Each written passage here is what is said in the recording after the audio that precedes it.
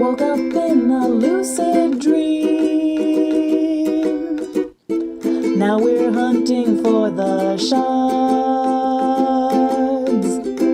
We might be an oddball team, but at least we've got no bards. World Walkers! Hi, I'm Pedro, the GM and creator of World Walkers. In our last episode, the group decided to use Brummelstone's charms to woo Claiborne, the artifact hunter in possession of the next shard of Stardust. During dinner, Claiborne revealed that she paid Captain Gideon a hefty fee to have him take a shortcut through a dangerous mountain pass. Not a moment later, commotion erupted on the deck of the Falcon as the airship fell under assault. We join the group now as they rush to battle, hoping to keep the Falcon and themselves in the air. You guys are all topside, and the Falcon has like a lookout, somebody up like in the crow's nest, right? And they're the ones shouting. The lookout for the Falcon screams as a number of winged monstrosities, long bodies covered in dusky leather skin with wingspans both impressive and frightening, come into view. Their long beaks, cobalt in color, emit a screech that threatens to rip through your eardrums. Their lengthy pointed tails chase behind them. Each passing moment sees the skies give way to howling winds and piercing rain, the precursors to a storm that moments ago didn't exist. The storm threatens to rip the Falcon out of the sky. Alright, so time for javelin.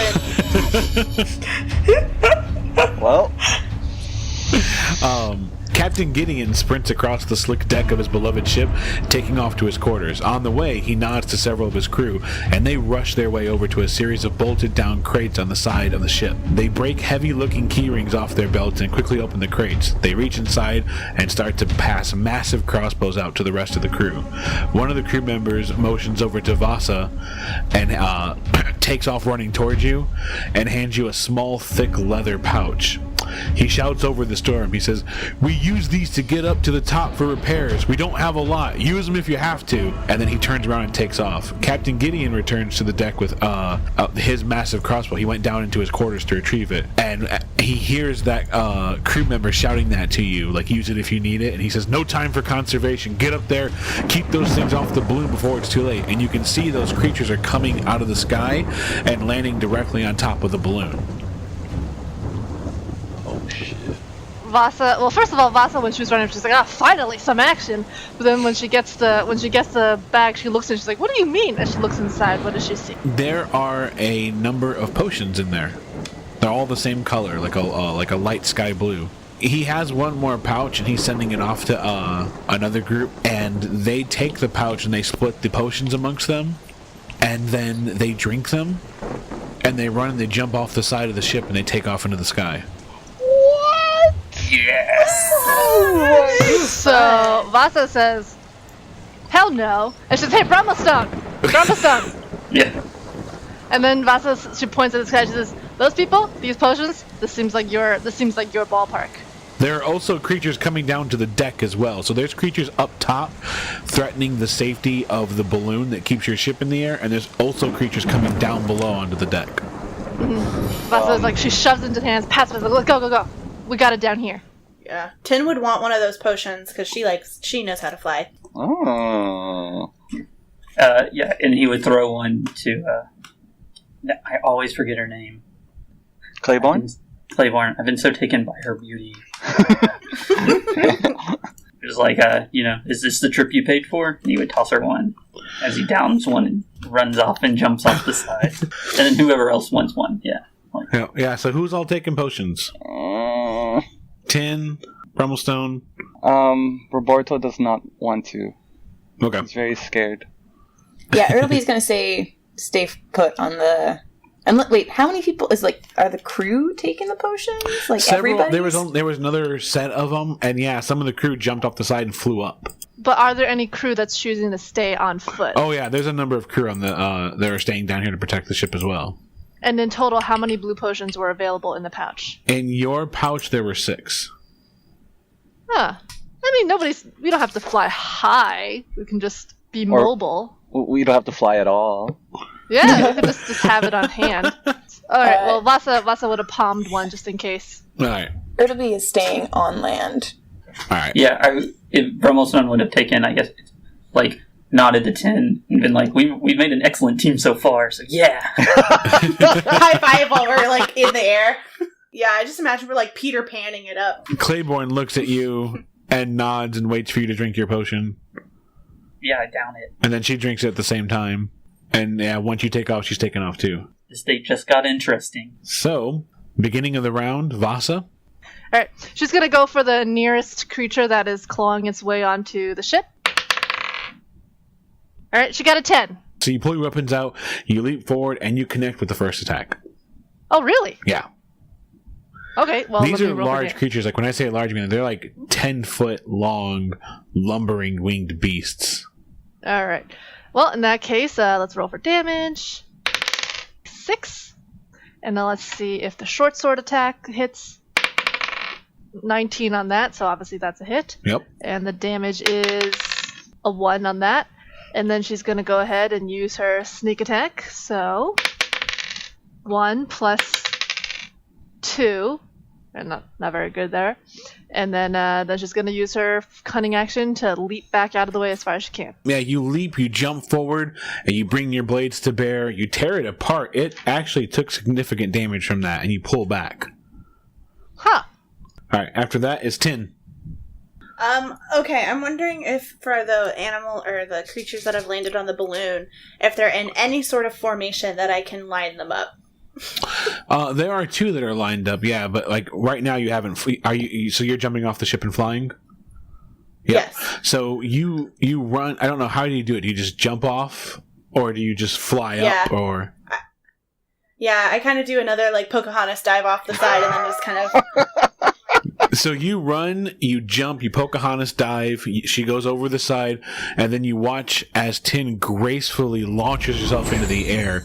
The sensation of you back in the sky is so overwhelming that you gain a point of inspiration as you once again return. Oh, nice. That's awesome. So you race up the side of the balloon. It will take you another round to get up there. Brummelstone? Brummelstone clumsily jumps off the side trying to look slick, but would probably like float and then start to bounce off the balloon as he goes up. As he tumbles upwards. Brummelstone reverse falls. Ertleby Takes out her gun. She takes aim at one of the creatures. Alright. Same one that Vasa attacked or different one? Same one Vasa attacked. Okay. She gets a 14. That's a hit. Excellent. Ooh, nice. Very nice. I think she does 17. Nice. What? Wow. Alright, so this is usually the part where I describe how loud her gun is. You can't hear it over the rolling thunder coming in. But you take aim, fire, and the creature just reels back and collapses and falls on the ground. Oh. Nice. One of those creatures is going to look at you, and it's going to pick one of you 2. It's going to go after Ertleby. No, I'm on the ship. Yeah, I'm in a there's some barrel. down there with you. Oh, damn it. Yeah. Okay. I look around for a barrel. You have Hulk gloves. Oh, I do. That's true. I can punch them back. Beef. I'm very muscular. It launches itself at you, and then it brings... So its wings, as it gets closer, you see they're kind of razor sharp on the side. Like, they just have, like, one long blade, almost like maybe like either it's like a sharp bone or something even more peculiar. But it comes down, lands, and then just brings its wing across you. What's your AC? 15. So it swings and misses. You duck underneath that. Yes! And then its tail comes up. And then you watch as the tail surges with electricity. And then the tail slams down, trying to pierce into you. But you roll out of the way of that one, too. And you just pull yourself out of the way. Jesus. Oh my god. Oh, jeez. The original defibrillator. The next one's coming after Vasa. And that is a critical hit. But I have So- 16 AC! Yeah. No. Damn it. So it runs, it just launches itself forward, brings itself over you, and then crashes its wings on you for 10 10 damage. It slices into you. Alright. And then, just as you're recovering from that, its tail comes up, Fucking tail. Oh no. and that one also charges with lightning and electricity. And as soon as it does that, you're well aware of the position of that tail, and you kind of run forward as it slams and kind of pierces the deck of the ship. Whew. Oh my god. Another one comes for Ertleby. No! Roberto, get out of your barrel. The razor sharp wings catch you across your shoulder blade for 8 damage. Oh. And then that tail comes up, and again, well too aware of the position of that tail, and you kind of copy Vasa, and you run, and you don't really roll forward, but you stumble forward and dodge it as well. The last one down here is coming for Vasa, and that's another hit. So it lands behind you, and it brings its wing across your back for 8 damage. And this time, that puts you off balance too much. The tail does connect. Oh. So it pierces into you, and then the electricity discharges for 10 damage. What? Holy shit. Roberto. Okay. Oh Jesus. Okay. What? So I'm on the deck with Vasa and Ertleby. Yeah. There's 4 of these creatures. Crew members are taking aim at some of the other ones that you're not fighting. Like, there's more than 4, but they're fighting some of the other ones. Where's Ertleby in relation to Vasa? It's up to you guys, I guess. Like, are you guys pretty close together, or are you... I mean, I'd say we're pretty close. more or less, right? Like we Yeah, I ran would up say to within the 10 deck. feet. Yeah. Okay. And am I still inside a barrel? No, No, you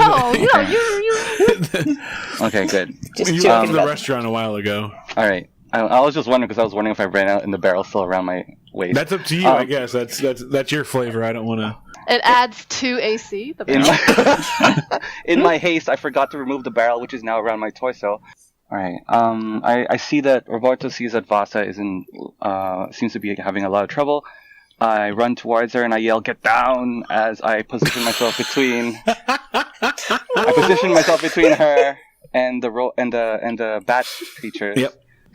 As you run to protect her, some of the crew members are running onto the deck and they're throwing you your gear. Oh. Yeah. Like I'm just kidding. they're throwing you. You can pick one of the weapons. You can't grab the other one right away. One of the weapons. Yeah, Or the to other one's have. going to try and get it to you. You couldn't get them both this round. Okay. And then I slice at the closest one. All right, Fiercely. 20. that's a hit. 5 piercing damage. So yeah, you run forward and you kind of get in between the creature and Vasa, and then you do a vicious swipe forward and you cut it across like its back leg, and it kind of reels back and stares at you. After that is Claiborne. Claiborne is taking off just like the other flyers. New round, Vasa. Okay. Well, Vasa is heavily bleeding, but as soon as she sees one of them briefly distracted by Roberto, she's gonna dart forward and try to attack it as well. All right, that's an 11. All right, that's a hit. Okay, good, thank God. All right, so that's Scimitar. Scimitar does 8 damage. The short sword, let's see if it hits. It's a 10. That's a hit. Okay, thank God. Short sword does 4 damage. And then we do our sneak attacks. Yep. 1. All right, and then she's gonna use the move to get out of the way, and then she's gonna use her cunning action. Can she brace to dodge, or is that not? If you use your move to get out of the way, it gets an opportunity attack. Okay. Let's use the cunning action, disengage. Let's move away. Yeah. All right. Yeah. So you back off and get yourself some distance, and you feel a lot more comfortable now. 10. So you come up over the side, and now you can see the creatures. This balloon is made of some incredibly thick, leathery material, but they're just scraping away, trying to sink the ship. Okay, how many in total are on the... There are 4 of them up here. So there's no way that I can get, 3 in a line? Just only 2? Just 2, yeah. Okay. I'm going to... Give me a perception check first. Oh. 17. 17. Before you throw that javelin, you do notice that there's a bit of lightning crackling on their tails. Oh, so no javelin? Okay. I will get out my rifle and take aim at one specifically, just like trying to get at the wings to try and like disarm them. Disarm them. Disarm them. Yeah, just swing them.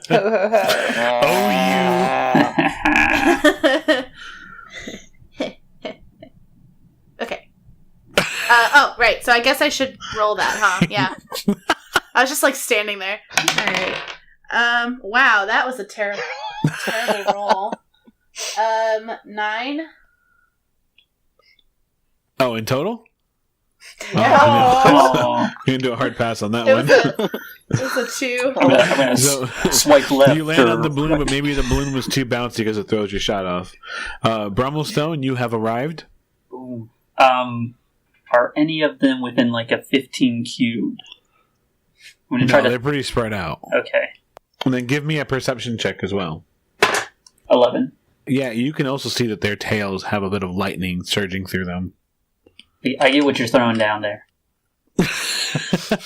I'm gonna throw Scorching Ray at them. I'll aim at each one to hope do some damage on each one. Mm-hmm. Oh, I got a 9. A natural 1 on the second one. But an 18. It's the wind. I have to recalibrate. 6 damage. So 6 fire damage. All right, so yeah, you land, and the first two streaks of fire don't find their target, but the third one is a solid impact right in the chest. After Brummelstone is Ertleby. She's gonna cast Moon Prism Power. Yes. So she reaches her hands up towards the moon and says, "Okay, I know you control tides and things, and these are lightning monsters. There's a storm going on. It's related. Moonbeam." Yeah, you have to like shout that as the rain just thunders down on you, but yeah. Give me a name. That crashes down on the creature, and you watch as it just gets destroyed, ripped apart, burned alive by ghostly fire. Not regular fire. From the moon. Ghostly fire from the moon. Ghostly moon fire. Alright, so the two creatures surrounding Ertleby have been destroyed. Wow. Nice. But that means there are 2 on Vasa. Or no, 1 on Enzo, because he kind of pushed it out of the way. So it's going to go ahead and attack Enzo. Who's Enzo? Sorry. It's Just going a to clever attack Roberto. nickname the DM has given. Oh, I'm not making it up. That's not revenge. It's just it is a critical hit.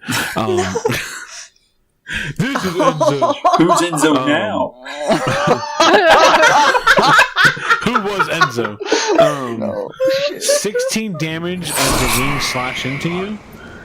And then the tail rises up into the air and comes crashing down for 12 more damage. Dang it. And the lightning just discharges in your body. Vasa's being attacked by the second one, who's still behind her. Bye, friend. No, don't. No. Guys, this was our punishment for lying. The wings connect for 7 damage, and then another 11 from the lightning tail that crashes into I you mean, as the well. tail is just insult to injury. She was down with the slice, so she is now at 0. then he wouldn't have attacked you again. Oh, okay. He would have moved Wait, forward no, and attacked I lied. No, Roberto. he can beat up my body. Just don't attack Roberto. 11 damage to Roberto. I'm sorry, Roberto! Oh my god. Oh. I'm sorry. I'm so sorry. Why can't it beat up me a little more? I'm already down. Just beat the horse. Baby brother. Wait. Okay, important question. Sure. Do I still have those 4 points of extra HP from Vasa? Yeah, you did. Yeah. Oh, okay. I have to stay inspired for the rest of this battle because I may or may not have 2 HP left. Oh my gosh. Don't you have Roberto, healing? it's your turn. It's my turn. You're It is. healing! Can I heal myself? We use the optional rule healing surge that we have. I want what? Like, I'm wondering how badly hurt is Vasa down? Like, Yeah, I'm 0 health. I'm out. fuck. Save yourself, save yourself, save yourself, save yourself, save yourself! I take out my hands and I do a little bit of like a little like flourishing, and then like I kind of bring my hands up and I mutter a few words of like that sound like he's saying like numbers like 011100011111, and these like kind of glowing arcane energy shoots out of my hands and it starts to envelop my body. So here's the thing: you have two options. Either A, none of that happened, or it happened in your mind, because healing surge is just you catching your breath, giving your it's you like kind of like slamming your fist in the ground, and going, Okay. no, All right. fuck that. I like that better. Maybe Roberto thinks that happened. Okay. Maybe that's how he gets his stamina back. Okay. I like yours better. Roberto says, "Hell, fucking no!" Like stomps on the ground. He flexes a little bit and glows. And do I spend a hit dice? Not today, Satan. So you said use up. Okay, so question: do I have to decide how many hit dice I want to use first, or can I roll and Yes. keep rolling? You got to decide how many you roll. Just go. There's no time for consultation. Go for I'm sorry. You have to halt the battle. I have to do math. 17. 17. Yeah. Yep. Okay, that is a what? Wait, is it 19? Well, he 19 had total. 2. Oh, yeah. He with plus 2. Yeah, sorry. Plus 2? Sorry. I'm so confused. Wesley did the math for your hit points you were currently at. Oh, okay. Sorry, I'm too invested in this. Oh no, because like I'm. Oh fuck! You threw me off. Okay, I'm. So you had 2 hit points. You got 17 back. 19. No, cause I like on my current hit points I have minus. What? In my current hit points I have like a hit point maximum. Then I have like I just put minus how much I'm missing. You might do what my brother does when he loses hit points. Yeah. I don't understand his character sheet. I just say good luck. So I'd say if you don't know your hit points, call it at 17. Okay. Good answer. 17's better than minus anything. All right. Okay, so that was your bonus action. Now what are you doing? That took way too fucking long. All right. So now that I have gained my breath, I look over at the dying Vasa and I scream a little bit higher than I thought I would, like a robot like screams. And I run over to. Can I run? Wait. How far away is she from me? I died at your behind feet. you. I died at your She feet. died at my feet. Okay, that makes it a lot easier. I just look down at my feet and I do everything that I just described earlier, where like I was like it was like reading binary, flapping my hands, glowy hands, and I kind of like shoot down my hands like Emperor Palpatine's, like with his like electricity, like this. But it's like healing. It's healing energy, and it's arcane, purpley, glowy light, and I fill her with. Okay. So I heal her for 5 HP. Not dead. Yeah. Better than negative, right? I like to imagine you rubbed your hands together and that was like the you go clear. And I fucking it would have been way Defibrillator. better. Oh. Clear. Oh, nice. And then Pedro is doing his rolls that's going to completely undo your work that we just spent the past 10 minutes man. doing. Yeah. You gotta go through the first aid steps though. You go, are you okay? Are you okay? Can you call can you 911. Can you Clear follow? secure the area. So Claiborne lands up top, and as she lands, she's got her short bow out, and she fires off 4 arrows into one creature and drops it. Oh, dude, told Very you. nice, Claiborne. She's totally passing this interview. Yeah, Brummelstone goes weak in the knees again. But they are going to charge for her. If she dies, So we can let's get the see. shard off the body. I mean, it's a win-win for either of us. Yeah, I was gonna say. So one of them critically hit her. No. One of them rushes forward, and it looks like it should be like a devastating hit, but she just kind of rolls with it, and it didn't, even though it was a direct hit right into her chest, she knows just how to move with it, and it didn't seem to really affect her that much. Another creature lands next to her and slashes into her back, and it does connect, but even though a part of her cloak tears, it doesn't tear all the way through. It seems to hit something almost like metallic sounding before it can get all the way through to her. After that, is she secretly forged?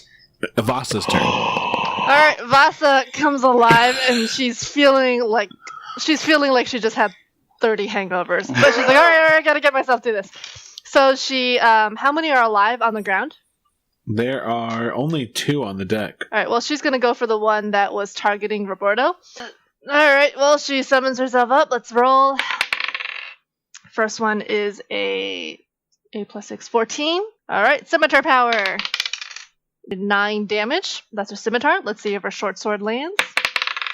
11. And her short sword does 4 damage. Then we get in her sneak attacks. 2 and 5. And then she's going to disengage and go hide behind Roberto. Alright, so you bring yourself up, you bring out your blades, and by the time you're done with the creature and you jump back, it's barely holding itself up. Like, it's bleeding, and it's coughing, and it's on its last breath. Tin? Alright, so Tin is gonna, I have like an action surge, so I get an additional, it says action? You get an extra action, yeah. Okay, so, I'm gonna try shooting one again. Pew pew. Okay. That's a 19. That's a hit. Okay. It's 14. Sorry. Alright, so you line up your shot, and again, just like Ertleby, no one can hear the crack of thunder from your gun with all of the with the storm raging, but you do land a hit. It reels back, and it's got a hole ripped through its wings, and it stares at you. You taking your action surge? Yeah. I'm Alright, gonna try taking out another one's wings.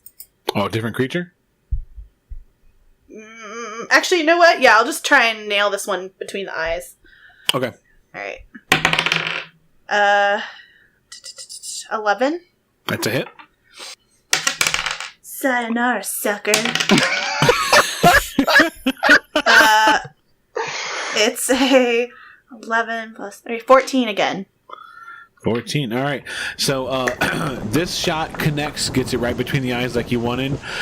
It reels back and it collapses, and the storm, the winds on the up top, take it off the balloon.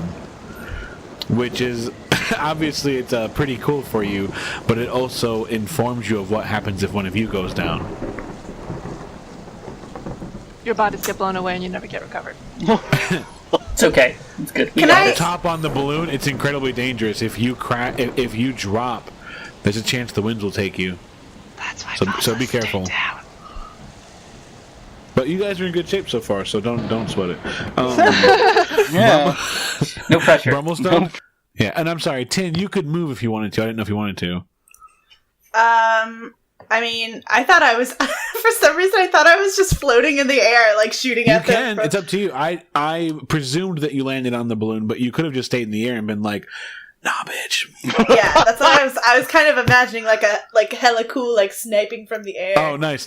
Okay, cool. Okay, cool. But you could move somewhere if you wanted to still. You have your move speed. I will do a loop-de-loop, and then... Yeah. Yeah. All right, Brummelstone. I'm gonna do scorching rays at the 2 that are left. 11 is 2d6. That is 9. Second one's a 19. 3. Third one, 15. And 6. All right, so those 3 scorching rays launch forward, slam into it, and rip it apart. It's left just like a burning husk. I quickly go and put it out. Yeah, then you take off like, oh no! Ertleby? directs her moonbeam. There's 2 near us. One is basically dead, and the other one is perfectly healthy.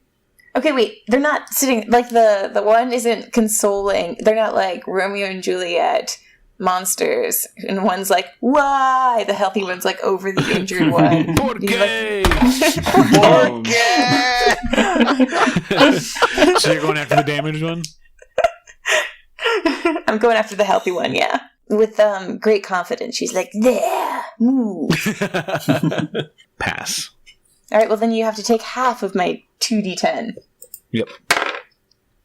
6. So yeah, you bring the moonbeam over it, and that ghostly fire starts to try to rip it apart, but it's holding its ground. It's kind of getting out of the way, and when it can't move out of the way enough, it just kind of fights it and stands in the flame, but is not being consumed by it. That's pretty metal. The one creature is going to attack Roberto again. Rude. Yeah, like you basically, its wing comes and your metal arm just like deflects it and gets it out of the way. But as you're deflecting it, you leave yourself open for the tail to stab you and electrocute you for 8 damage in total. It's a tale as old as time. And it lets out a screech, and the other creature is going to move past Vasa to come on you. So Vasa, you get an opportunity attack. Yes! I'll save you, Roberto! Yes, please. I got a 9. So, yeah, it moves too fast for you. I did just come back from the dead. That's true. And it's going to come and attack you. First, it brings its wings across your chest for 7 damage. And then... I don't have to roll for this. How much damage does it do? Maybe just 2? Actually, alright. What's your max hit points? Me? Oh, sorry. I'm at 30. My max is 37. Alright, cool. If it's too high a damage on a critical hit, it can actually kill you straight out, but it didn't. Right. Oh, thank God. You'd have to do negative 37, right? I'm going to stop elaborating now, because all I do is pull these worst rules out of fucking Pedro. Just gonna shut up. So it did 28 damage. Oh my god, 28 damage? I are dead. And if you don't remember, Forged have advantage on saving throws versus death. Oh, very nice. So, it plunges its tail into Roberto, and then the discharge of electricity blasts him off and actually sends him back about 10 feet, crashing into the side of the ship. Bury me with my kitty. I've seen Short Circuit. You'll be fine. This can only be good things, actually. This is how you gain sentience. This is how Forge gets split personalities. Yeah. In your dying breath, I say, Superman. Superman. Roberto, can you give me your first death save? A death save, I don't think you've had to roll this before. It's just a d20 with no extra numbers. And you get advantage, so just roll twice. You get to roll twice and take the better result. Okay, it's good that that one's advantage, because... Okay, I got a 19. Alright, so you're holding on. Claiborne, meanwhile, has one left up there. Claiborne lets out 3 of her arrows connect out of the 4, and she eliminates the last one up there. Guys, get down here! Get down here now! Yes. She takes that one out, and as soon as she does, she says, I'm gonna go check on the others, and she flies down. Gosh, I love her. New round, Vasa. Alright, Vasa, Roberto flew past and all that stuff, and Vasa would go after him, but she's kind of facing down the one that she almost killed, and she's just gonna get that one out of the way first. Because also she's also really hurt, and she doesn't want to turn her back to these 2 creatures. So, Scimitar is a 24, so that's obviously a hit. Yep. Scimitar damage is 2.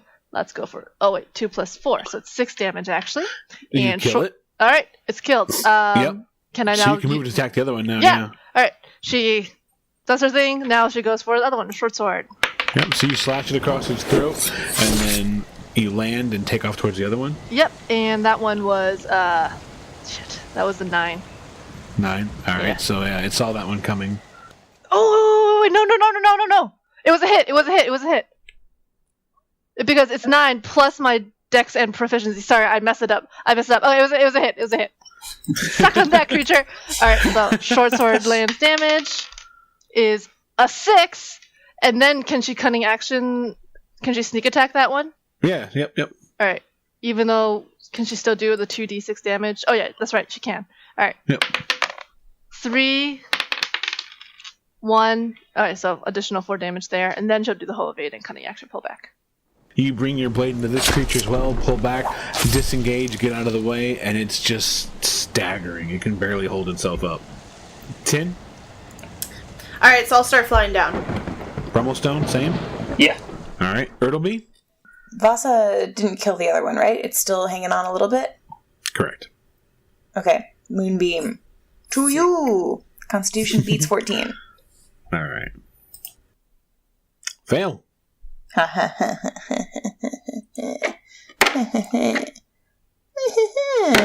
Nice. 10 damage. 10 damage. Alright, so your ghostly fire envelops it and brings it back to brings it into the deck where it burns to death. Take that. That's from the moon. Alright, so the rest of you that were up top get down and see that they've handled their situation. The crew is just battling off the rest of them. The captain has even taken out a few himself, and everyone's kind of able to start catching their breath. A lot of the crew is startled and scared. They didn't know this was going to happen. Wait, can I go stabilize Roborto? Yeah. Or are we... Oh yeah, sorry. Yep. Save me. Well, actually, can I go do it since I have the healer's thing? I can actually heal him and... Yeah, I mean... Yeah, Vasa's sitting down next to him bleeding anyway, and she's like, 10, yeah, that one.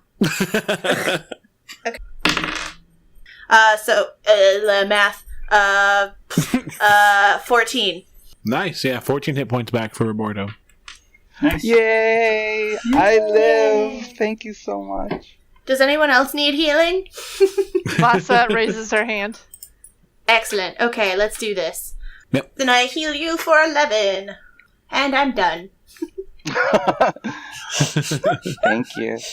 The storm is still raging, but Captain Gideon comes over to you all, and through the rain he shouts. He says, "That was incredible. Thank you so much for coming to our aid. The ship is yours. Whatever you need, let me know." And everyone's really excited except for Claiborne. Aw. What's wrong with Claiborne? Yeah, what is the matter? When you walk up, she looks over to you, Brummelstone, and she's like, "We're not safe yet." The captain can't hear, like the rain and everything's way too loud. The storm's rolling too hard, but you can hear her because you're so close. What's happening? The storm hasn't subsided yet. These creatures bring the storm with them. I alert the captain and everyone else. Once you start wanting to have a conversation of sorts, he gets everyone off deck and gets them down to the hall so everyone can hear. Heal up, dry off, whatever. Within a couple minutes, the hall is just packed with the crew. Only the members of the engineering team that are vital are not here. Everybody else is up here to hear what's going on. And the captain's like, "So what's going on? Are we not safe yet? What's the situation out here?" I mean, The he's storm. looking at you because you asked him to Yeah, Also yeah. say it'll cost 20 gold to know. Brummelstone tries to speak over her and tell them, You're lucky that Vasa's injured because she gets pushed aside easily this time. Claiborne has said that the creatures bring the storm, so we're not safe until the storm has surpassed. And she steps forward and she says, "Yeah, these creatures, they're called the Venari, and they're Stormbringers. That's what the name translates to in Giant, I believe. They're usually led by something called Lightning Harvesters. And if the storm's still around, that means the Lightning Harvesters are still around. So we're not safe yet." And the captain's like, "All right, well..." And he seems kind of stumped at this point, and he's thinking to himself, and he's like, "Well, what do you suggest we do? We can't we can't wait the storm out. They'll just come for us eventually, right? And we can't move forward because this rain's getting tougher and tougher to navigate. Like, I don't know how much longer the Falcon can safely be in this area before the storm just rips us apart. Everybody look at the shard. We'll have some good ideas after that. Well, no, you only get the inspiration the first time you see it. Wait, we've already seen this one? Oh, they're not, when you've seen one shard, you've seen them all, I guess. It's all part of the same puzzle, right, guys? Bummer. Yeah. But none of the people in the crew have shown it. So let's just have her show everybody who's gathered for the meeting and see if there's any good ideas that come out of it. You ask her to show the shard, and she's like, why? It will inspire those around. Yeah, she nods at you, Brummelstone, and then she pulls the pouch out, and then she pulls the shard from the pouch and holds it into the air, and you can hear everyone gasp and kind of take steps back, cover their eyes. Then she puts the shard away, and there's a calm over the entire crowd, and they're taken aback. They've never seen something like this before. You see some people who reject it. Like, when it comes out, they shield their eyes and they're like, they don't want any part of it. But most everybody else accepted it, and their minds look like they're racing. Like, the engineering team gets together immediately and they're like, okay, what do we do here? And they start talking and all this stuff. It's Claiborne who says, because she hasn't really seen it yet, and the moment she takes a look at it as well, and she's putting it away, she's like, okay, the lightning harvesters, they only have two things that they're after. They actually devour lightning, and they feed it to their servants. Servants? So they're either looking for lightning, or they're angry that we're here, and they're trying to rip us apart. Since the lightning harvesters didn't attack us, I think it's the first. Yeah, I think it's the first. Okay, and you can just see her mind racing, putting it all together, and she's like, okay, so if they haven't come down for us yet, that means they're actually on the hunt. We just came in the middle of their hunting grounds, right? So all we need to do, and she thinks about it, she says, if we could attract them. The problem is we can't go forward, the captain's saying, because we don't know what we're getting into, right? If we could find a way to draw them to us, maybe the engineering team could build a lightning rod or something. Or if we have a javelin of light. I mean, yeah, I guess. I mean, if you had a javelin of lightning, that'd be great. But something that could just really do cool a burst of had lightning and attract them, and then we would just fight them. We could even, yeah. I mean, we just need to find a place to fight them at. I get this cool magical weapon, and now I have to use it as a lightning rod. Vasa speaks up. She says, "Why would we bring the entire cloud's contents of these monsters to us? We barely fought off the horde, the flock that attacked us. What if we set the lightning somewhere else to draw them away?" Oh, throw the if you have that javelin, yeah, we could just throw it somewhere. Vasa's like, also it's like, well, Brummelstone does have lightning. You can cast lightning. Cast lightning spells? I can. Oh yeah. And she's just really impressed, and she's like, "What? I mean, absolutely. I mean, what's the furthest you can throw one?" That's a good question. Let's see here. Well, I actually have an answer to this, which is nice. It all depends on if I have to make an attack or not. There's a Witch Beam, which goes 30 feet. That's not very far. Thunder Wave is only thunder damage. My Chromatic Orb, it goes 90, and if I have to make an attack roll, it can go twice as far because I took the Spell Slinger, so 180 feet. Yeah. And she's like, that's not far enough. It would be, I mean, it would see us. So I guess those are our two options. We could either, we could either attract it with that javelin so you actually have one. Tin has one. So we could attract it with the javelin, or I guess like someone else said too, we could launch it off and just hope that it follows the javelin far enough away. I'm not launching this javelin, guys. This is a really, really nice javelin. What if we have wait, come with me here. A raven carry the javelin. And wouldn't it kill the raven? It's This fine. is a special raven. Well, Fine.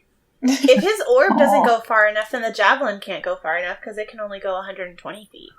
But we could have engineering build a launch cannon for it. And the engineering crew looks really weirded out by that. It's just an enormous And crossbow. when Treat you it as say an that, they enormous look crossbow. very nervous over at Ertleby and Tin. Yes. Let's just be like an enormous crossbow that shoots a javelin. Is that some kind of joke they say? Aren't you supposed to be inspired? They'll execute us if we build anything that even looks like a cannon. What? Oh, that's... So, maybe you guys don't remember, sorry. Part of the gunslinger code is that any kind of machinery, like anyone that tries to attempt to build that, the gunslinger code forces you to kill them. But a crossbow is not a gun. And that they heard like launcher, like they thought that in their heads they were like gun, like cannons. So, sorry, that's Like, a colloquialism. Right, Vasa. Just the first thing they heard Yeah. was like gun, and they're like, So Vasa's like, oh, no. You don't need to build a gun. It's a stick with a pointy end, kind of like an arrow. You build a massive crossbow, we launch it far, and tin. We tie a rope to the end of the javelin so that we can pull it back if it works and we're alive. and like the captain's like, how much rope do you guys carry? Oh, well, I can make a thorny whip that can be quite long and deep, so Really? yes. I mean, we got a lot of rope. Like, a lot. I guess It's it's weird because like he can cast his spell a really long way. So why does it have to be my expensive fancy javelin? I mean, so one, we're either launching a javelin into the darkness and hoping they see it, or two, we're laying in wait to jump them with it, and having the advantage there. Like, Or launching your chromatic orb. Because chromatic Well, orb doesn't go far enough. yeah, the orb can only be like cast They would by have me. to launch Yeah, Brummelstone, you'd have and to- then he could launch. What if You we... have enough rope to Tie tie a rope to me. him. Those flying potions. We still got flying potions. No, we can't send Brummelstone out as the lure, as bait. I know, we send Tin out as bait. Because Tin, as... Stay with your javelin. It just seems to me that, Tin seemed to do really, really well in the air for some reason. Don't know what's up with that, but she hasn't explained it to us yet. But, if she wants to hold on to her javelin so badly... She can go with her javelin.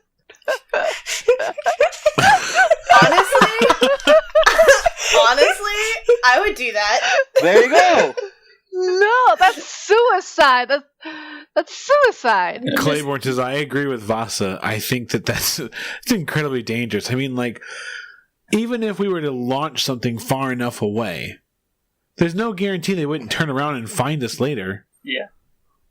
I think just bringing the battle to us and having the advantage, because the only reason we got hit was because they snuck up on us. And she kind of nods. She's like, thank you, Brummelstone. Vasa already. just says, "I'll go find her room," and then She's like, what? Then she walks over to engineering to go talk to them. Oh, So listening to what Brummelstone said, Tin would say, okay, keeping that in mind, launching something and hoping that they don't see us is not necessarily a good idea. So we have to expect a fight. So I think the best situation would be to have Brummelstone launch his orb as far away as possible, and then try and have any long-ranged people take as many out before they get to us to fight us. and then Vasa was like, "Well, if the engineering team can build weapons that, things that can catapult nets or anything that could drag them down, weighted nets, they're in the air, we can send them down lower." Vasa would walk over to the engineering team and be like, Claiborne, and also sort of discuss the options of whether they can build such weapons to sort of reduce the amount in the sky with weighted nets and crossbows and all that stuff. They laugh about that, and they're like, "We do that all the time. Like whenever the captain's not around, like we sink birds. Like we get bored up here." Well, I cover Raven Too Fast, Too Furious's ears. and then Vasa claps them on the shoulder and says, "Well, time to put those skills to good use." They look excited. They're like, "Well, yeah."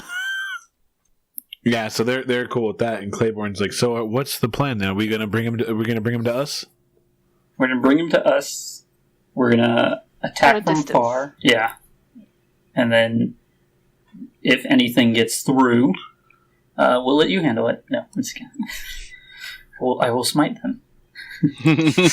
She's kind of like, "All right. Well, I'm ready when you are. We just gotta have the captain find a good landing spot, right?" Also, we need to, my friends, some of us would need to rest and gather our strength again for this fight. Yeah, I'm leaking oil everywhere. And she's like, "Well, I don't know how long you guys want to rest for, but do you think we have time for that?" How long's a short rest? A short rest is an hour. I mean, the team will need an hour anyway to build the large catapults and everything, and I'm assuming the ship needs to descend. Like, They're already high-fiving each other because they're going to go get them. Jesus Christ.